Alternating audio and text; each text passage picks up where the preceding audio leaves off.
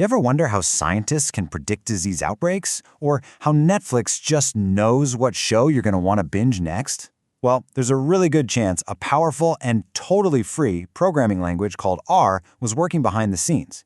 So today, we're going to dive into this language of data to figure out what it is and why it's kind of a quiet giant in the world of science and tech. All right, ready to see what's under the hood? We're going to start with a quick origin story. Then we'll uncover R's real superpower, this incredible library of add-on tools. From there, we'll take a lightning tour of what you can actually build with it, meet the amazing community behind all the code, and finally, talk about why this 30-year-old language is, believe it or not, more relevant than ever. Okay, so to really get R, we first have to get the problem it was created to solve. I mean, we are living in an age of just an unbelievable amount of data. It's a constant flood of information, coming at us from all sides. And that's the big question, isn't it? In all that noise, how do we find the signal? How do we turn all that raw data into a story that we can actually understand? Well, for millions of researchers, analysts, and scientists, the answer is a single letter: R. So this here is the official definition from the R project itself, and there's one word in there that's super important: graphics. That's not an accident. Right from its very core, R wasn't just designed to crunch numbers. It was designed to help us see the patterns inside those numbers. And the history's actually pretty cool. It all started back in 1993 with two professors, Ross Ahika and Robert Gentleman. And yep, you guessed it, that is exactly where the name R comes from. What began as this little academic project just exploded, becoming an official open source project in '97, and then it hit its big version 1.0 release in the year 2000, ready to take on the world. But you know, that core language, that's really only half the story. To truly understand where R's power comes from, we have to talk about its absolutely massive open source ecosystem. This is the key right here.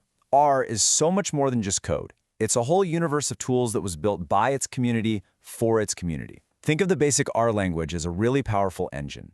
Well, the packages are all the specialized high-performance parts you can bolt onto that engine to do, well, pretty much anything you can imagine. And the scale here, it's just staggering. As of right now, there are over 22,000 of these free user-made packages available.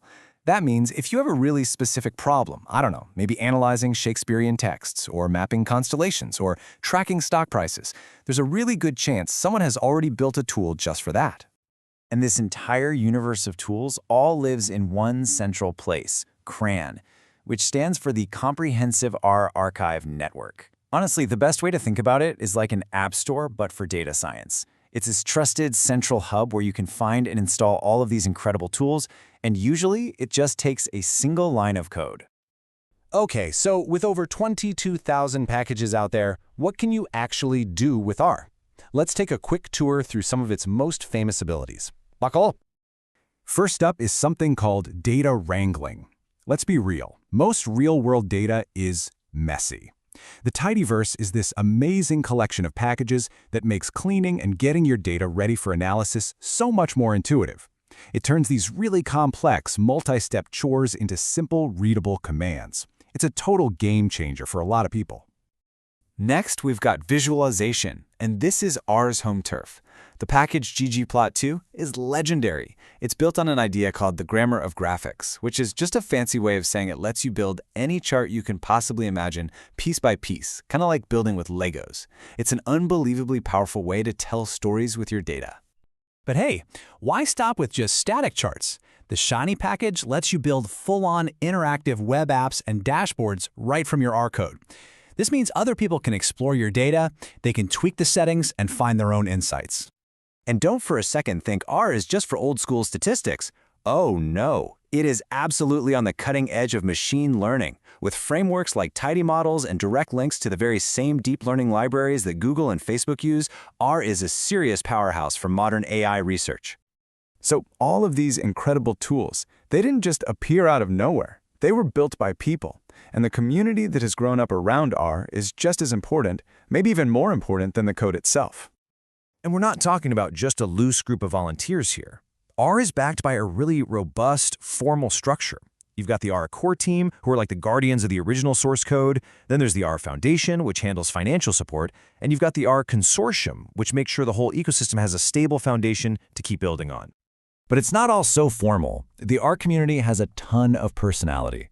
For years and years, every single one of R's version names has been a reference to the Peanuts comics.